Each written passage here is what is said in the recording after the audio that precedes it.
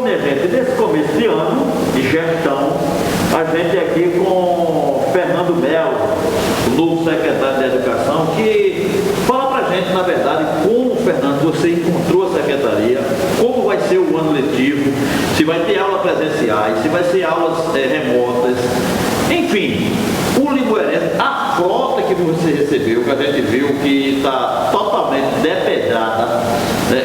Como é daqui para frente agora para organizar a casa, Fernando? TV Limoeiro, boa tarde. TV Limoeiro, é uma satisfação imensa falar sobre a questão da educação do nosso município.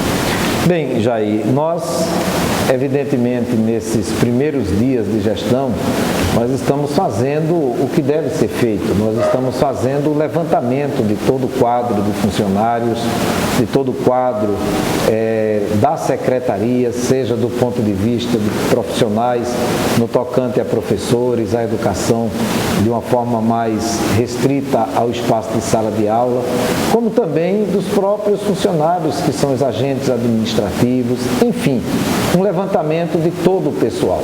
Nós precisamos conhecer a rede do ponto de vista das pessoas que trabalham nessa rede, onde elas estão, o que estão fazendo, por que foram cedidas e por que não estão na sua secretaria de origem. Com relação a isso, o prefeito do município, ele já baixou um decreto determinando que as pessoas devem voltar às suas secretarias de origem. E isso é importante porque permite a gente poder reorganizar, reestruturar dentro de uma nova lógica, dentro de um novo olhar, dentro de uma nova perspectiva de que o serviço público ele possa ser bem praticado, de que o serviço público ele não sirva para cabide de emprego, mas o serviço público ele sirva para atender a sociedade. E é justamente isso que nós estamos fazendo. Nós estamos ainda na primeira semana, ainda passando por um processo de transição. Algumas pessoas ainda estão se localizando, pessoas que estavam na gestão em determinadas situações que não poderão permanecer, mas que estão ainda fazendo um trabalho de transição. Então esse momento ele é um momento híbrido, é um momento em que você junta as pessoas que estão chegando, com as pessoas que estão saindo, mas com as pessoas que de forma civilizada estão conversando, discutindo, trocando experiências, para que a gente possa, ao final de um processo, a gente poder servir bem e atender a população. Então esse é o aspecto que diz respeito ao pessoal. No que diz respeito à estrutura, a estrutura está muito debilitada. Nós temos escolas que já tiveram problema nesses últimos dias de queda de telhado, como o Centro Municipal de Educação Infantil Irmã Marta, a antiga escola São José, na Rua Bela Vista, já teve um problema sério no seu telhado, parte desse telhado caiu. Temos escolas que estão com problemas nas paredes, escolas que perderam parte da sua estrutura. Enfim, é uma situação do ponto de vista de garantir, de assegurar que esses reparos sejam feitos. Nós, inclusive, já tivemos um contato com o secretário Elias Vieira. Elias já está atuando em algumas dessas escolas para que a gente possa, ao longo desse mês de janeiro, garantir que, iniciando as aulas em 1º de fevereiro, nós tenhamos uma estrutura adequada para que a gente possa receber os estudantes e os trabalhadores e as trabalhadoras em educação num ambiente que seja um ambiente que possa ser feito um processo do ensino, um processo do aprendizado. Então a Secretaria de Educação, junto com a Secretaria de Obras, nós já estamos fazendo esse trabalho. Do ponto de vista da frota, do transporte escolar, nós tivemos a oportunidade de verificar que os carros estão muito depreciados. Nós temos carros que não têm nenhum pneu, nós temos carros que estão com para-brisas quebrados, nós temos carros que faltam peças. Na verdade, dos 12 carros que nós identificamos, tem mais um, que segundo informações nós ainda não tivemos a condição de checar, mas na verdade são 13 ônibus, um deles está preso, um está totalmente destruído e desse restante que fica nós temos apenas 5 carros que conseguem andar, um em perfeito estado e 4 que têm alguma situação de pequenos reparos mecânicos. Mas é uma situação complicada, porque você tem menos da metade da frota que pode ser colocada em circulação nesse momento. Então são situações que precisam ser resolvidas, precisam ser conhecidas, nós estamos conhecendo e que precisam ser resolvidas para que a população possa usufruir daquele imposto que ela paga. Porque quando se compra uma caixa de fósforo, se paga um imposto e esse imposto tem que ser revertido para a sociedade, em serviço e em estrutura. E é isso que a gestão Orlando Jorge está se propondo a fazer. Uma das situações que eu, inclusive, ouvi Orlando falando lá na última segunda-feira, é que ele não vai aceitar, por exemplo, que escola tenha murro, que escola tenha vazamento. É preciso que isso seja resolvido, que se dignidade ao alunado e aos funcionários que vão trabalhar, Fernando. Assim, eu creio também que a qualidade da água foi questionada muito anteriormente, água, merenda, tudo isso. Exato. Se você verificar nesse momento de pandemia, ainda que estamos na pandemia, as escolas do município, isso é uma grande dor de cabeça, as escolas do município, em sua grande maioria, não têm água. Não tem água, que é um problema que grande parte da nossa população enfrenta no seu dia a dia. Mas as escolas não têm água, não tem pia, os banheiros são daquele jeito que, de uma forma que você não tem a mínima condição de um uso adequado. Então, do ponto de vista da grande maioria das escolas, para se voltar atendendo ao mínimo de protocolo sanitário, protocolo definido pelas autoridades sanitárias, hoje, eu diria que praticamente todas as escolas de Limoeiro teriam um problema sério de estrutura para se adequar ao protocolo sanitário no sentido de que possa atender os estudantes. Então, essa questão da estrutura para atendimento do protocolo sanitário é algo que vai trazer muita dor de cabeça e talvez impeça a gente de iniciar as aulas no dia 1º de fevereiro. Outra situação é a situação dos equipamentos. Então, nós precisamos, voltando às aulas, nós precisamos assegurar aos estudantes e aos profissionais o mínimo de segurança para que eles possam conviver no espaço de acordo com todas as regras sanitárias, com todos os equipamentos adequados, para que a gente possa evitar a contaminação pelo vírus. Então, são situações que precisam ser analisadas com calma. Você tem, por exemplo, a Prefeitura de Recife já está anunciando que as aulas voltarão em 1º de março. O nosso calendário aqui em Limoeiro, ele foi deixado, foi muito bem feito, muito bem construído, mas ele prevê as aulas iniciando no dia 1º de fevereiro. Então, nós precisamos avaliar, sabemos da necessidade, e a necessidade existe, as pessoas estão ansiosas para terem o retorno às atividades presenciais, mas essas atividades presenciais têm que ser garantida toda a segurança, tem que ser garantido todo o protocolo para que o processo de ensino e de aprendizado, e principalmente nesse momento de garantir a saúde das pessoas, possa funcionar. Então, são elementos que a gente vai, ao longo dessa primeira semana, talvez da segunda semana, acompanhando o que diz o próprio órgão de saúde municipal, a própria orientação dos órgãos sanitários e da saúde do estado de Pernambuco, para que a gente possa fazer as coisas com critério, a gente possa fazer as coisas com parâmetros. A gente não vai fazer a coisa porque eu quero, porque eu acho, porque pode. Não, a gente vai fazer o que deve ser feito.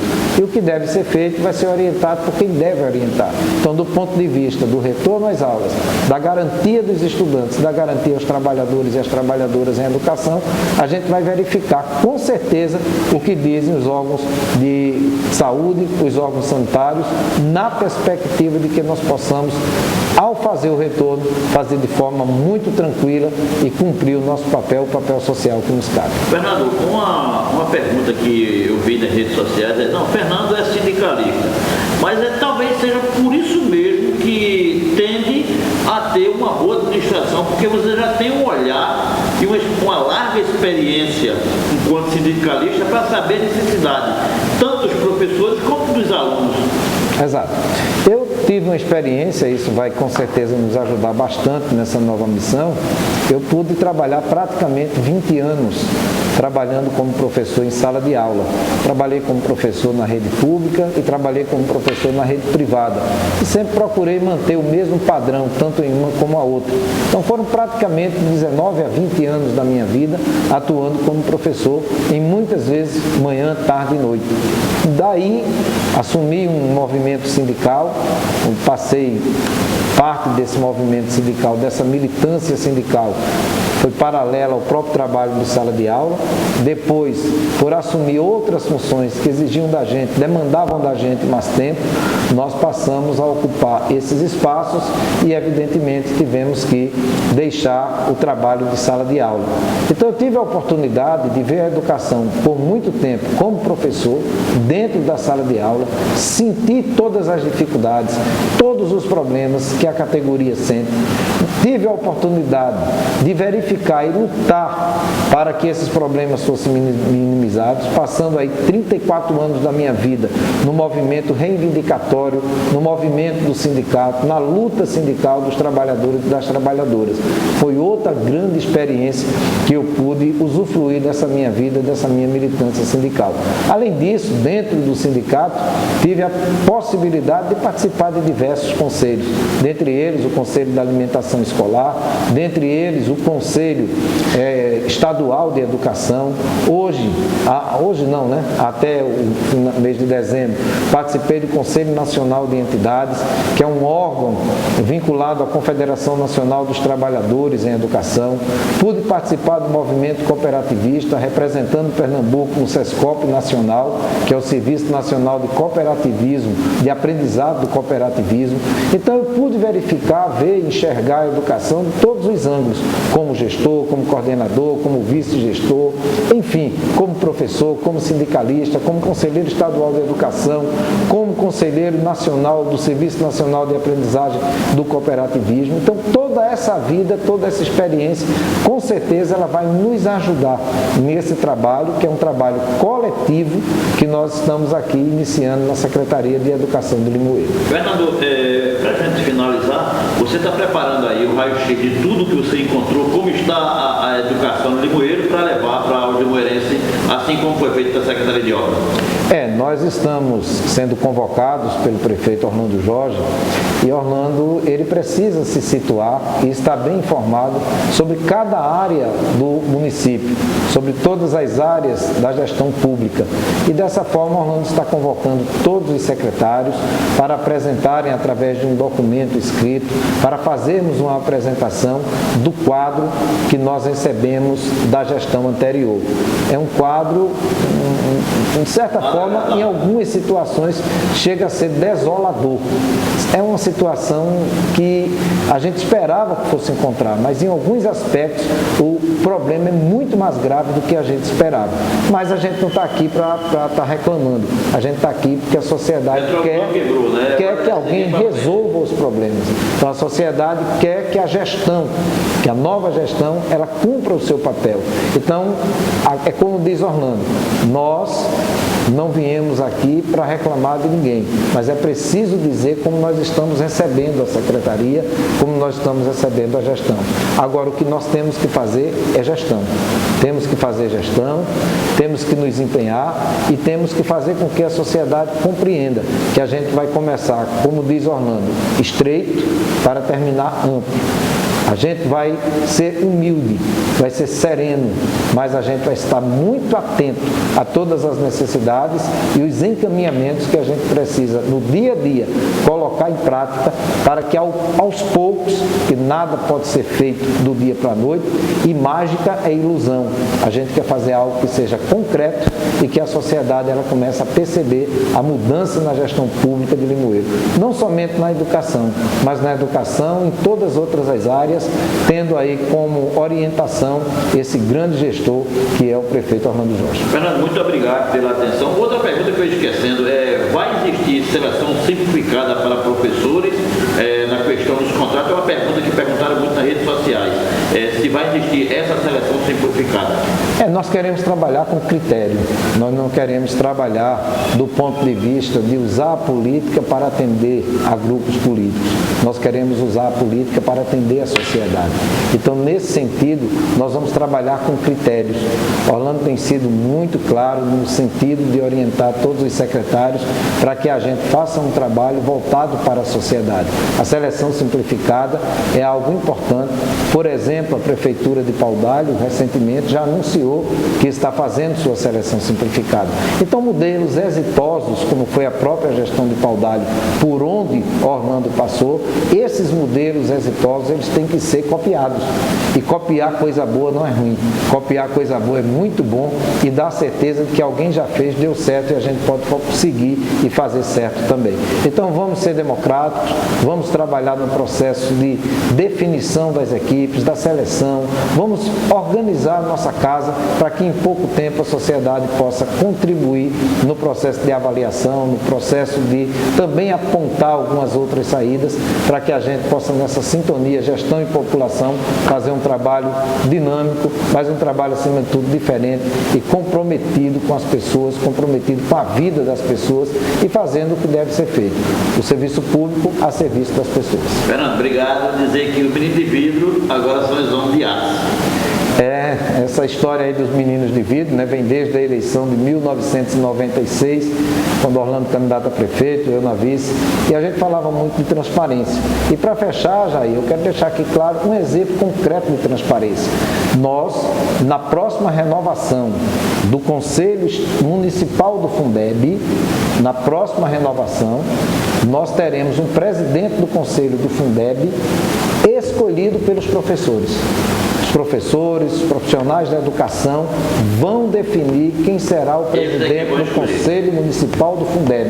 Então vão realizar a sua assembleia, escolher o seu nome e apresentar, e a gente vai só assinar embaixo. Então isso é exemplo concreto de transparência. As pessoas vão ver quanto chega, quanto entra e como foi gasto o dinheiro. Além disso, nós já vamos receber nessa sexta-feira, às 16 horas, uma comissão de professores. Vamos receber, e uma das questões que nós queremos colocar na pauta, além do que eles vão trazer, elas vão trazer para conversar conosco, é a mesa permanente de negociação. Nós queremos ter um canal aberto de diálogo para que a gente possa se antecipar aos problemas e quando não conseguir se antecipar, a gente possa resolver o mais rápido possível para que a rede tenha tranquilidade, a rede tenha calma, não apenas por ter a certeza que vai receber o seu salário em dia. Isso é uma certeza. Orlando tem dito que o pagamento do mês tem que ser feito dentro do mês. Além da certeza que vai receber em dia, ter a certeza também que nós vamos valorizar a categoria, vamos discutir e de forma transparente nós vamos saber até que ponto nós podemos chegar. Mas nós não vamos parar, a caminhada vai ser feita, onde vamos poder dar o passo mais largo, onde vamos ter que dar um passo mais curto, mas a ideia é sempre seguir para frente, olhar para frente e fazer um trabalho que as pessoas lá na frente digam, valeu a pena votar nesse pessoal e esse pessoal está honrando o voto e está respeitando a sociedade. Esse é o sentimento. Obrigado, Fernando.